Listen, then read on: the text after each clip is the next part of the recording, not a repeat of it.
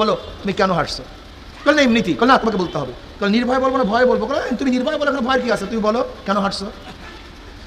এবার যুবক বলতেছে দেখেন আমি কোনোদিন শহরে আসিনি, প্রথম শহরে আসছি, পুরো শহর ঘুরে দেখলাম আপনার দোকানটা সবচেয়ে ভালো, সবচেয়ে দামি, কিন্তু আপনার দোকানে কোনো মাল নাই, ওই মার্বেলটা রাখছেন কেন? ওই সাদা মার্বেলটা কি বোকা টোকা নাকি?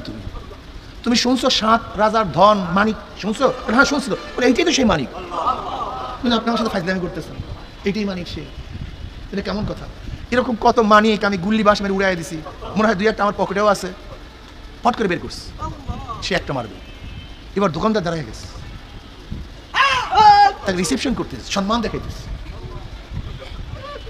আপ্যায়ন করতেছে, জায়গা তাকাও, আপ্যায়ন করতেছে।